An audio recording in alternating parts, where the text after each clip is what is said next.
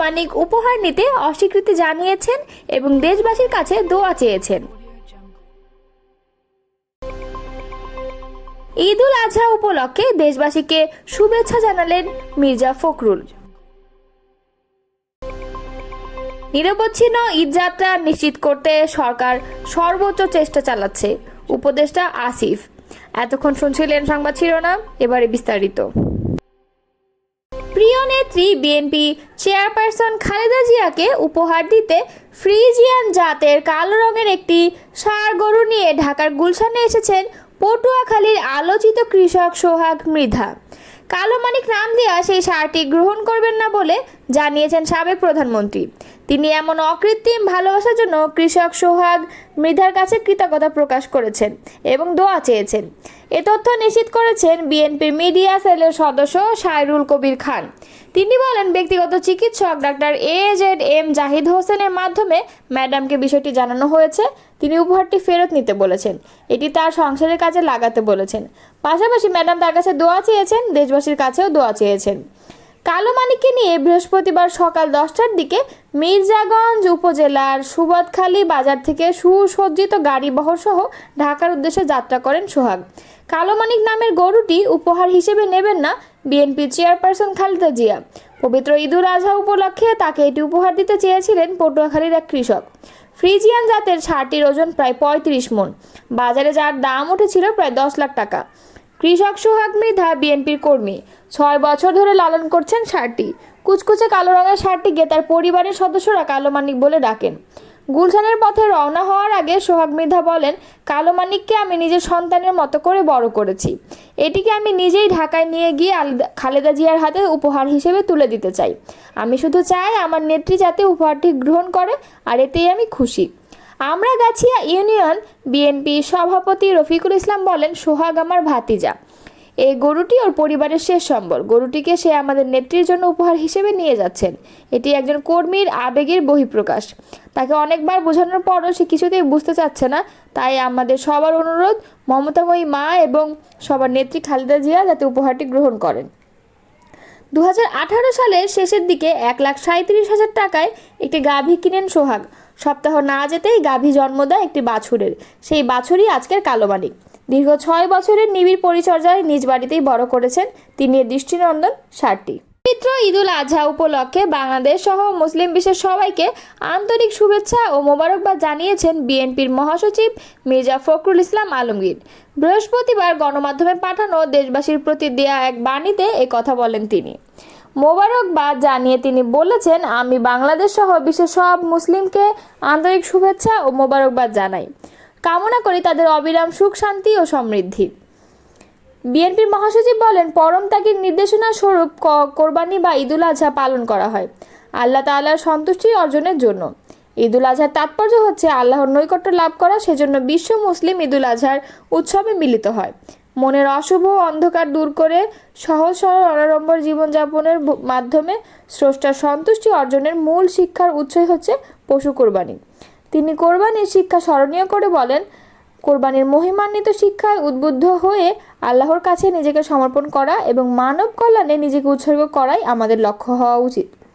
বিগত 1.5 দশকের রাজনৈতিক বাস্তবতা প্রসঙ্গে বিএনপি মহাসচিব বলেন, দানবীয় দুঃশাসনের জাতাকল থেকে জনগণ খানিকটা স্বস্তি পেলেও চূড়ান্ত মুক্তি ও অধিকার প্রতিষ্ঠার জন্য আমাদেরকে এখনও অনেকটা পথ পাড়ি দিতে হবে। নানা ধরনের কুটিল চক্রান্তের আশ্রয় নিয়ে মহল বিশেষ কৌশলে জনগণকে বিভ্রান্ত করছে।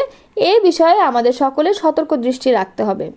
ঈদ উল আজহার ইতিহাস ও আত্মত্যাগের চেতনাকে সামনে টেনে তিনি বলেন, আত্মত্যাগের অবিস্মরণীয় ঘটনার পরিপ্রেক্ষিতে আল্লাহ তাআলার কোরবানির বিধান মানবজাতির সৃষ্টিলগ্ন থেকেই কার্যকর হয়ে আসছে।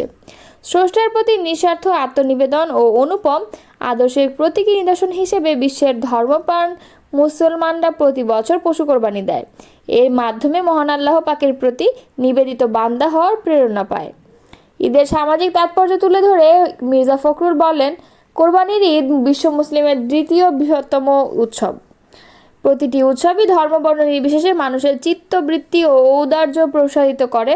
উৎসব মানবজাতিকে সম্প্রীতির অটুট বন্ধনে আবদ্ধ করে, সামাজিক অন্ধকারের গহন থেকে মানবিক আলোর ভূমিতে সমবেত করে। সবশেষে তিনি সবার প্রতি আহ্বান জানান, ত্যাগের মহিমায় সব স্বার্থপরতা পরিহার করে মানব কল্যাণ এবং সমাজের শান্তি, ন্যায়, সুবিচার ও সৌহার্দ্য প্রতিষ্ঠায় আমাদেরকে সচেষ্ট হতে হবে। আসুন আমরা অঙ্গীকার করি, কায়েমি স্বার্থকে এড়িয়ে ঈদুল আজহারের আনন্দ, ত্যাগ ও উৎসবের দিনে অসহায় নিরন্ন মানুষের প্রতি সহযোগিতার হাত বাড়িয়ে দেওয়ার। তাদের সাম্প্রতিক বিতর্কিত ও অশালীন বক্তব্যে সমালোচনার সৃষ্টি হয় বিএনপির ভাইস চেয়ারম্যান বরকতুল্লাহ বুলু ও শামসুজ্জামান দুদুকে লিখিতভাবে সতর্ক করেছে দল। বৃহস্পতিবার দলের দপ্তর থেকে দেয়া এক চিঠিতে দলীয় এই দুই ভাইস চেয়ারম্যানকে সতর্ক করা হয়। চিঠিটি তাদের কাছে পৌঁছানো হয়েছে বলে দল সূত্রে জানা গেছে। আরও জানায়, এই দুই নেতার সাম্প্রতিক কিছু বক্তব্যে বিএনপি বিব্রত। চিঠিতে তাদের দলীয় অবস্থান ও দৃষ্টিভঙ্গির বাইরে সভা, সেমিনার কোনো ধরনের বক্তব্য না দেওয়ার জন্য সতর্ক করা হয়। গত 20 মে জাতীয় নাগরিক পার্টির নেতা হাসনাত আবদুল্লাহকে ইঙ্গিত করে শামসুজ্জামান দুদু এক অনুষ্ঠানে বলেন, বিএনপি নেতারা যদি একত্রে প্রস্রাব করে দেয় তাহলে এই প্রস্রাবের তোড়ে ভেসে গিয়ে বঙ্গোপসাগরে পড়বা। এই বক্তব্যকে ঘিরে সামাজিক যোগাযোগ মাধ্যমে ব্যাপক সমালোচনা শুরু হয়। সমাজ মাধ্যমে ব্যাপক ট্রলের শিকার হন বিএনপি ও দুদু।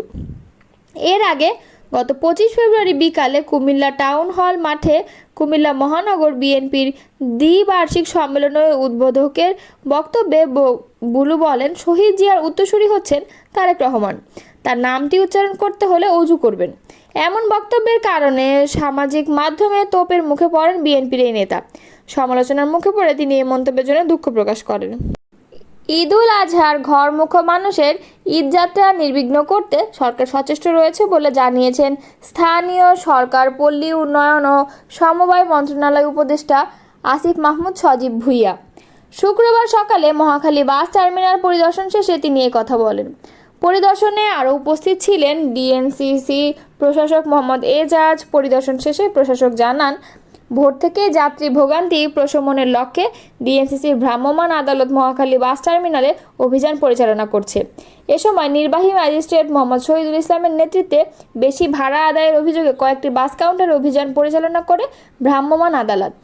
বেশি ভাড়া আদায়ের জন্য লাবি বা ক্লাসিক পরিবহন কাউন্টারে অভিযান পরিচালনা করে সড়ক পরিবহনের আইনের 80 ধারা অনুযায়ী 5,000 টাকা জরিমানা আদায় করা হয়। পরিদর্শনকালে স্থানীয় সরকার বিভাগের সচিব রেজাউল মাকসুদ জাহেদি এবং ডিএনসিসির প্রধান নির্বাহী মোহাম্মদ আসাদুজ্জামান উপস্থিত ছিলেন।